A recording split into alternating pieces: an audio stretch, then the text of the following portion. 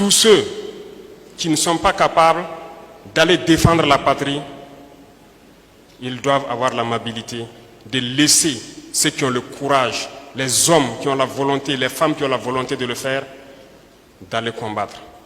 Ils doivent se contenter de manger et de dormir et laisser les autres travailler.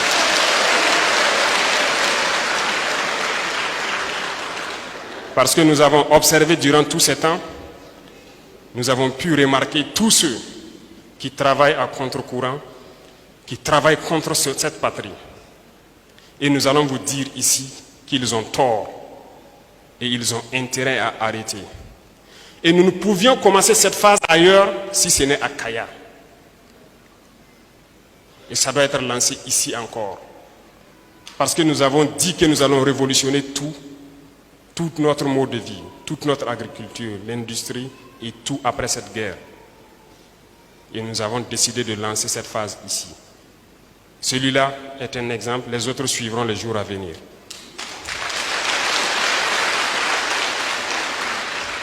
Et tous ceux-là qui pensent qu'ils sont cachés à l'intérieur ou à l'extérieur, qui continuent d'informer, de communiquer pour l'ennemi, ils vont le payer. Parce que nous n'allons pas permettre que des individus se plaisent lorsqu'il y a une attaque de juste dire les VDP et les FDS tant sont tombés, ne cherchant même pas à savoir quel combat ils ont mené et combien d'ennemis ils ont neutralisés. Ça ne les intéresse pas. Ce sont des terroristes qui communiquent pour les terroristes qui combattent. Qu'ils comprennent que les relations entre États sont toujours fortes. Les relations entre un individu et un État ne peuvent jamais surpasser les relations entre États parce que nous aurons toujours des compromis. Ils ne sont pas cachés et nous les chercherons là où ils sont. Et ils viendront répondre de leurs actes ici.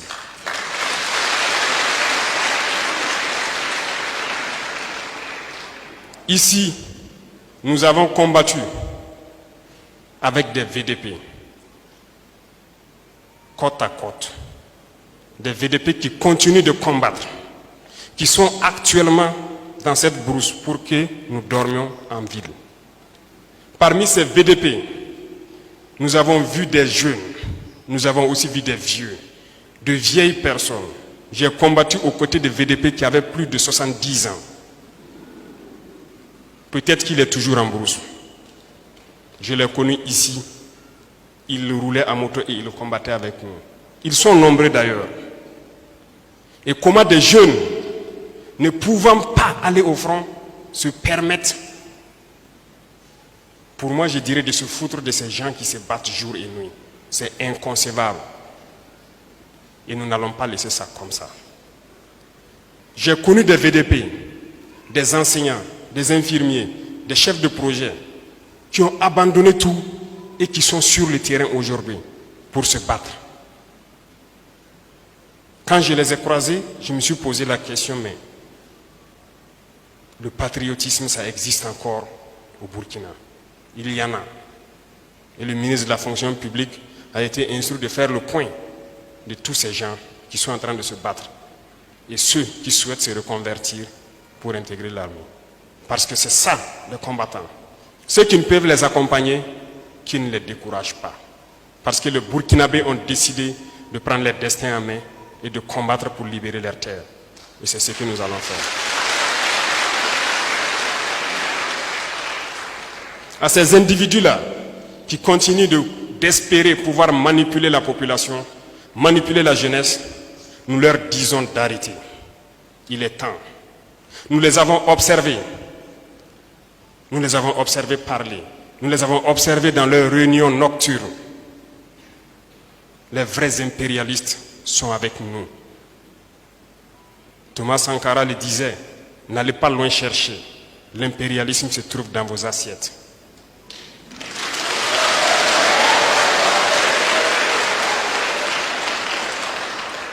Pourquoi il a dit cela? N'allez pas loin chercher. Ces individus qui n'ont pu rien faire pour ce peuple, qui n'ont pu rien faire pour cette jeunesse, ne peuvent pas se prévaloir de toujours avoir en main la destinée de cette jeunesse. Qu'ont-ils fait pour ce pays? Je disais tantôt que ce pays est riche, immensement riche. Dieu nous a donné beaucoup de choses. Nous devons faire cette guerre, tracer des sillons, de sorte que ceux qui vont reprendre la main doivent continuer pour que cette jeunesse puisse s'épanouir. Qu'ont-ils fait durant toutes ces années qu'aujourd'hui, en 2023, nous nous retrouvons avec des populations qui continuent de boire l'eau des marigots, qui continuent de boire l'eau de certains puits? Qu'ont-ils fait? Où étaient-ils? Posez-vous la question. Parce qu'ils ont la capacité, ils ont eu la capacité durant des années de donner de l'eau potable à tout le Burkina. Ils ne l'ont pas fait. Qu'ont-ils fait pour les jeunes? Qu'ont-ils fait pour le monde rural? Ça leur plaît peut-être d'importer des matières que nous avons ici. Je vous informe que nous pouvons produire de l'engrais au Burkina parce que nous avons le phosphate sur notre sol et beaucoup d'autres choses. Qu'ont-ils fait pour ne pas le faire? Nous importons, les paysans n'arrivent pas à payer l'engrais. Pourtant, nous pouvons le faire. Qu'ont-ils fait pour que le prix du ciment baisse? Parce que le calcaire qui sert à fabriquer le clinker pour le ciment, nous l'avons au Burkina Faso. Qu'ont-ils fait pour cela? Doivent-ils encore venir berner quelqu'un? Devons-nous continuer à citer tout ce qu'ils pourraient faire, qu'ils n'ont pas fait?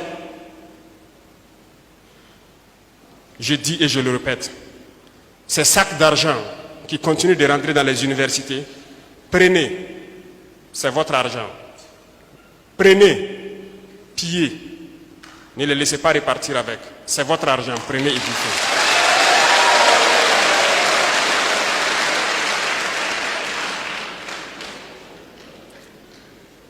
Ces individus ont cru que la politique hitlérienne pouvait marcher jusqu'à l'infini. Non. Il s'agissait donc de plumer cette jeunesse, de tout faire pour qu'elle reste pauvre, dans la mendicité. De sorte que lorsque vous lui tendez un billet de 5 000 francs, il n'a pas le choix que de suivre et de se taire. Et au moment donc venu, on les utilise comme on veut. Non, la jeunesse doit être indépendante. Chacun doit pouvoir manger à sa faim et ne pas se plier aux ordres de quelqu'un. C'est parce qu'on a le ventre vide qu'on n'a pas le choix souvent, on suit. C'est cette politique qui a été adoptée depuis longtemps. Il est temps qu'on arrête cela. Les richesses sont entre les mains d'individus véreux qui tiennent le pays. C'est eux qui tiennent les greniers. Ils choisissent quelques jeunes, on les donne quelques sacs de mil, quelques épis, et lorsque la masse populaire commence à pleurnicher, on jette quelques graines par terre pour qu'ils picorent et ils doivent se taire. C'est ça la politique qui existe ici. Ça doit cesser. On ne doit pas utiliser nos masses populaires, notre jeunesse comme ça. Nous devons les mettre au travail. Il y a des possibilités de créer beaucoup de choses. Quand je prends Kaya, qui produit son cuir depuis des années, qu'ont-ils fait pour ne pas mettre une seule usine de production, ne serait-ce que de nos rangers, ici à Kaya, parce qu'il y a la capacité, il y a la compétence? Ont-ils mis en place quelque chose? Nous continuons d'importer nos rangers. Nous produisons du coton, mais nous continuons d'importer nos tenues. Parce que l'importation enrichit des individus. Mais ça ne profite pas à la masse populaire. C'est ce qui doit changer. Nous devons produire. Nous devons construire nos usines et nous devons produire, transformer nos matières premières. C'est ça, vers ça que nous devons aller. L'objectif est clair, la vision est claire. Que la transition finisse aujourd'hui ou demain, retenez ce message. Ceux qui vont relever, amenez-les à faire le nécessaire pour la jeunesse. Nous allons tracer ces signaux.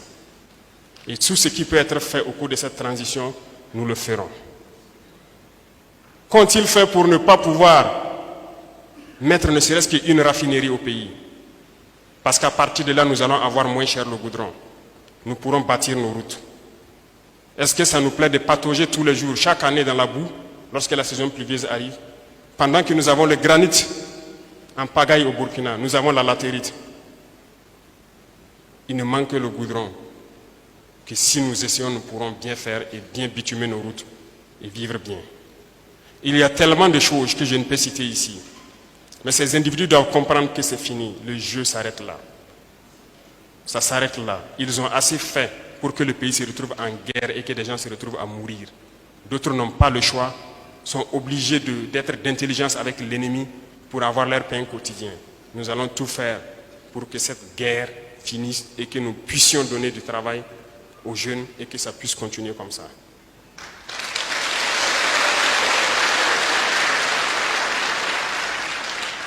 Je ne saurais donc être très long. Le temps est bref. Comme il l'a dit, le carême a commencé. Ça ne sera pas facile pour tout le monde le premier jour, pour les musulmans de la salle. Donc, on va raccourcir. Et ce que je peux souhaiter, tout ce que je peux vous souhaiter, c'est de rester unis, de soutenir ceux qui vont s'engager pour être VDP, de soutenir vos FDS, de vous organiser, de veiller. Vous ne devez plus dormir. Nous devons nous mettre au travail. Parce que lorsque ces VDP seront formés, ils vont rejoindre leur village. Et nous devons tous apporter notre contribution. Les civils, les militaires, les VDP, tout le monde a sa pierre à apporter. Parce que si nous avons été cherchés une fois, et si nous repartons, nous devons tout mettre en œuvre pour qu'on ne cherche pas une deuxième fois. Si c'était pour eux, c'était un boulevard, c'est à nous de créer tout ce qui est obstacle pour empêcher que l'ennemi ne revienne une deuxième fois. Si on dormait pour qu'on vienne nous chercher, c'est qu'on ne doit plus dormir. Donc je sais compter sur tous les Burkinabés, que le message sera entendu partout et que nous restons debout. Que Dieu bénisse le Burkina Faso, que Dieu accompagne les combattants, que Dieu les protège et qu'il veille sur tous les combattants. Que Dieu apporte à cette patrie la paix que nous recherchons tant. Merci beaucoup, jeunesse de Kaya. La patrie ou la mort.